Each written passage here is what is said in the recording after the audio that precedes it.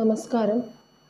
ഇപ്പോൾ സമൂഹ മാധ്യമങ്ങൾ കുറച്ച് ദിവസങ്ങളായിട്ട് ചർച്ച ചെയ്തുകൊണ്ടിരിക്കുന്ന ഒരു വിഷയമാണ് ഹണി റോസിൻ്റെ സൈബർ ബുള്ളിങ്ങിനെ കുറിച്ചിട്ടുള്ളത്. അല്ലെങ്കിൽ ഹണി റോസിനെതിരെ വരുന്നുള്ള സൈബർ അറ്റാക്കിനെതിരെ അവർ കേസ് കൊടുത്തിരിക്കുകയാണ്. പെട്ടെന്നൊരു നടപടി എടുത്ത് കുറച്ചൊരു സമൂഹത്തിന് ഒരു മാതൃകയായിക്കൊണ്ടിരിക്കുന്ന, അല്ലെങ്കിൽ ഒരു പ്രവൃത്തിയിലൂടെ മാതൃകയായിക്കൊണ്ടിരിക്കുന്ന ഒരു വ്യക്തി കൊടുക്കുന്ന ഒരു ഇമ്പാക്റ്റാണ്.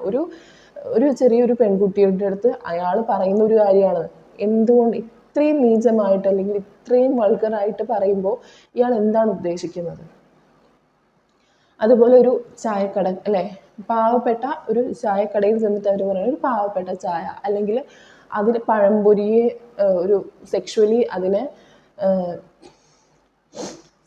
ഇമാജിൻ ചെയ്യണം, അല്ലെങ്കിൽ സെക്ഷലി വിഷ്വലൈസ് ചെയ്തിട്ടുള്ള ഒരു ഡബിൾ മീനിങ് കൊണ്ട് ഒരു സ്ത്രീയുടെ അടുത്ത് അവർ സംസാരിക്കുകയാണ്, ആ ഒരു വ്യക്തി സംസാരിക്കുകയാണ്. എന്തൊരു ഇമ്പാക്റ്റാണ്! അല്ലെങ്കിൽ നിങ്ങളുടെ പ്രവൃത്തികൾ, നിങ്ങൾ എന്തുകൊണ്ടാണ് ഇത്രയും രീതിയിൽ സ്ത്രീകളോട് ഇത്രയും മോശമായിട്ട് സംസാരിക്കുന്നത് എന്നുള്ളതാണ് ചർച്ച ചെയ്തുകൊണ്ടിരിക്കുന്നത്, അല്ലെങ്കിൽ എന്നുള്ളതാണ് നമ്മൾ നോക്കേണ്ടത്.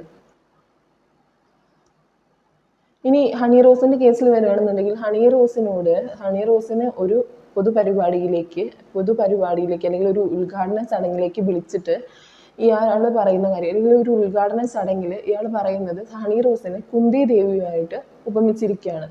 കുന്തി ദേവി എന്ന് പറയുന്നത് മഹാഭാരതത്തിലെ ഒരു പ്രധാനപ്പെട്ട ഒരു ക്യാരക്ടറാണ്. പക്ഷേ ഇയാൾ ഈ ഒരു കാര്യം ഇവിടെ പറയുമ്പോൾ സ്വാഭാവികമായിട്ടും അതിനൊരു ഡബിൾ മീനിങ് വരും. ഡബിൾ മീനിങ് ഉദ്ദേശിച്ചുകൊണ്ട് തന്നെയാണ് അയാൾ പറയുന്നത്. ഞാൻ ആ ഒരു രീതിയിലല്ല, ആളുകൾ അതിനെ വളച്ചൊടിച്ചതാണ്, എനിക്കൊന്നും അറിയില്ല എന്നൊന്നും പറഞ്ഞിട്ട് കാര്യമില്ല. നിങ്ങൾ പറഞ്ഞിട്ടുള്ള കാര്യം വ്യക്തമായിട്ടുള്ള തെളിവോട് കൂടിയാണ് ഹണി റോസ് അത് ഹാജരാക്കിയിട്ടുള്ളത്. ഇത്രയും വൾഗറായിട്ട് എങ്ങനെ സംസാരിക്കാൻ കഴിയും? അല്ലെങ്കിൽ നമ്മൾ മനസ്സിലാക്കേണ്ട കാര്യം, ഹണി റോസ് ആദ്യം ചെയ്യേണ്ട ഒരു കാര്യം ഉണ്ടായിരുന്നു.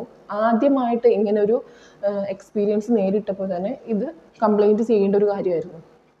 പക്ഷേ ഇത്രയും ലാഗ് അടുപ്പിച്ചത്, അല്ലെങ്കിൽ നമ്മൾ ആദ്യം ഇങ്ങനെയുള്ളൊരു നോർമലായിട്ടുള്ളൊരു കാര്യം പറയാം, ഇങ്ങനെയുള്ളൊരു അവസ്ഥ നേരിടുന്ന ഒരു സ്ത്രീ അത് ആദ്യം തന്നെ അതിന് പ്രതികരിച്ചിട്ടില്ല എന്നുണ്ടെങ്കിൽ ഇത് നമ്മൾ പറയില്ലേ, ഇതൊക്കെ ഒരു വളമായിട്ട് എടുക്കുന്ന ചില മൃഗങ്ങളെന്ന് പറഞ്ഞാൽ മൃഗങ്ങൾക്ക് തന്നെ നാണക്കേടാണ്.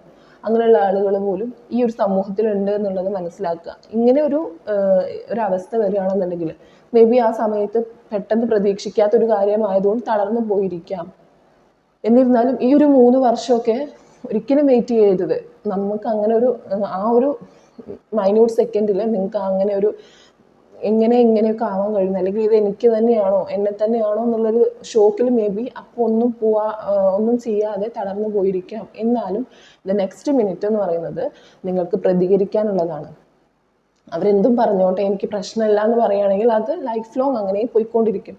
അതിൻ്റെ കുറേ അങ്ങോട്ട് ആയിട്ട് അതിൻ്റെ മാക്സിമം ലെവലിൽ എത്തിയിട്ട് നിങ്ങൾ സംസാരിക്കുന്നതിനേക്കാൾ എത്രയോ നല്ലതാണ് നിങ്ങൾ അതിൻ്റെ ഇനീഷ്യൽ സ്റ്റേജിൽ തന്നെ സംസാരിക്കുക എന്നുള്ളത്. എന്നിരുന്നാലും നിങ്ങളിപ്പോൾ കേസ് കൊടുത്തു, കേസ് ഫയൽ ചെയ്തു, നല്ല കാര്യമാണ്. ഇത് ഒരുപാട് പേർക്ക് ഒരു മാതൃകയായിട്ടുള്ള കാര്യമാണ്. അവർ യുദ്ധം പ്രഖ്യാപിച്ചിരിക്കുകയാണ്. അവരുടെ പോസ്റ്റിലൂടെ പറയുകയാണ്, ഞാനിവിടെ യുദ്ധം പ്രഖ്യാപിക്കുന്നു എന്നാണ് പറയുന്നത്. ഇത് ഒരുപാട് സ്ത്രീക്ക് പ്രചോദനമാവുന്ന കാര്യമാണ്. ഇങ്ങനെ അനുഭവിക്കുന്ന ആളുകൾ ഇങ്ങനെയുള്ള രീതിയിൽ